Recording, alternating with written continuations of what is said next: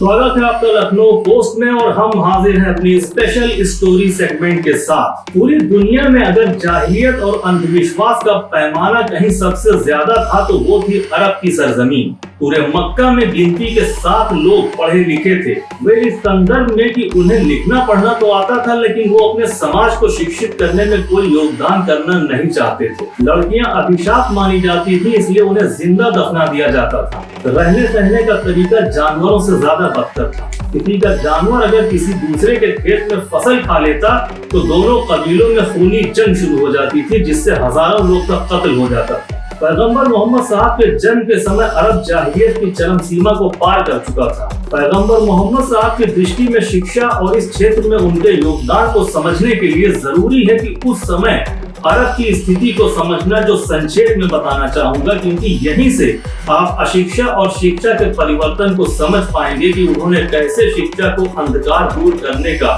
सबसे मजबूत हथियार बनाया। पैगंबर मोहम्मद साहब की उम्र जब 40 साल की हुई तो उनको नबूवत यानी ईश दूत की उपाधि मिली। तब उनके अनुसार शिक्षा ही एक ऐसा माध्यम था जिससे लोगों को इंसानियत और हैवानियत का फर्क समझाया जा सकता था। जब मोहम्मद साहब ने लोगों को उपदेश देना शुरू किया तब आपने कभी ये जोर नहीं दिया कि दौलत कमाओ, ताकतवर बनो या किसी मुल्क के बादशाह बन जाओ, बल्कि सबसे पहले आपने लोगों से कहा कि पढ़ो ताकि सही और गलत के बीच फर्क महसूस कर पाओ, अच्छाई और बुराई में भेद कर सको, तालीम की बुनियाद पर बिगड़े रिश्ते बना सको और पढ़ो कि इंसान बन सको। कुरान की पहली आयत यही नाजिल हुई थी कि इक़रा यानी पढ़ो। पैगंबर मोहम्मद साहब ने सुफ़ा नाम का एक चबूतरा बनवाया जिस पर बैठकर आप अपने दोस्तों को पढ़ाते थे। ये चबूतरा आज भी मस्जिद नबवी जहां आपकी कब्र शरीफ है उसी के बगल में बना हुआ है। सबसे बड़ी बात ये रही कि पैगंबर मोहम्मद साहब जिस माहौल में पले बढ़े उस क्षेत्र में तालीम हासिल करने को उपलब्धि नहीं बल्कि मजाक समझा जाता था। ऐसे में शिक्षा को प्रबल बनाना और विकसित करना एक बहुत बड़ी चुनौती थी। शिक्षा के माध्यम से आपने तमाम कुप्रथाओं का अंत किया।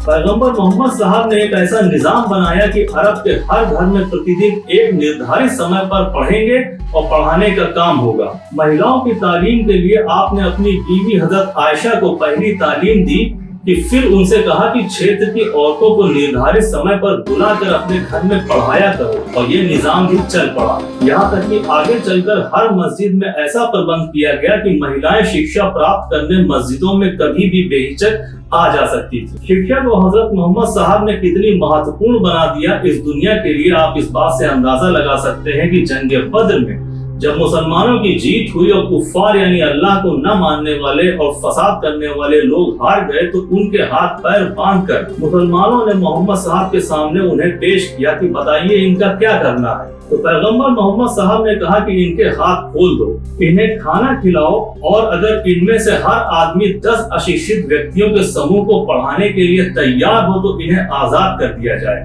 और समाज को शिक्षित बनाने में इनका सहयोग लिया जाए। अब आप समझ सकते हैं कि दैनिक दिनचर्या से जंग के मैदान तक पैगंबर मोहम्मद साहब ने शिक्षा को क्या अहमियत दी थी। शिक्षा केवल आज स्कूल में चल रहे सिलेबस के सब्जेक्ट्स नहीं होते बल्कि हर वो एक बात है जो किसी व्यक्ति के गलत तरीकों और मान्यताओं को खत्म करके उसको सही रास्ते पर लाती है। सीखने और सिखाने का यही मतलब पैगंबर मोहम्मद साहब ने अपने जीवन में दिया और शिक्षा को हर मर्द और औरत पर फर्ज यानी कि अनिवार्य कंपलसरी कर दिया। तालीम को ढाल बनाकर ही मोहम्मद साहब ने नई दुनिया और संस्कृति का निर्माण किया।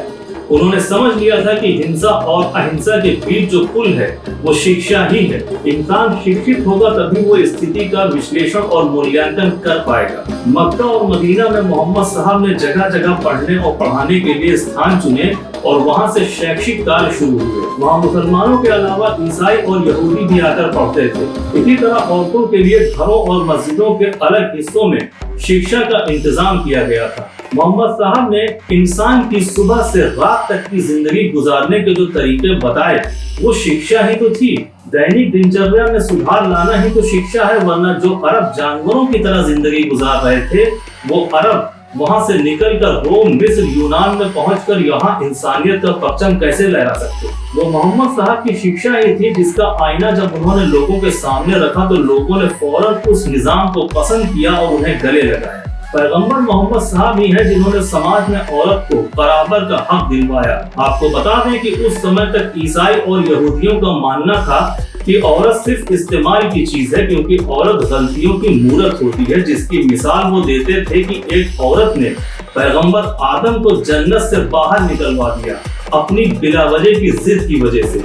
लेकिन अल्लाह ने कुरान में पैगंबर मोहम्मद के जरिए कहा कि तुम्हारा जन्म ही एक औरत और एक मर्द के मिलन की वजह से हुआ है, और यहीं से औरत को बराबरी का दर्जा मिला। फिर उन्हें शिक्षित और विकसित करके मोहम्मद साहब ने उनको समाज में मर्द के बराबर लाकर खड़ा कर दिया। उनको पिता की जायदाद में आधा हिस्सा दिलवाया और शिक्षा से ही उन्हें आत्मनिर्भर बनाया। तो ये थी अरबों की वो हकीकत जो उन्हें जानवरों जैसी जिंदगी से बदलकर इंसानों की फहरिस्त में लाकर खड़ा करती है। आज बहुत से भ्रम लोगों के दिलो दिमाग में है, लेकिन इसके लिए कहा गया है कि शिक्षा हासिल करो ताकि सही गलत का फैसला इंसान खुद कर सके। इस तरह के स्पेशल सेगमेंट के साथ हम फिर हाजिर होंगे। हमारे चैनल लखनऊ पोस्ट को लाइक शेयर सब्सक्राइब करना ना भूलें। जय हिंद। सब्सक्राइब करिए आपका अपना चैनल लखनऊ पोस्ट न्यूज और बेल आइकॉन को दबाना न भूलें।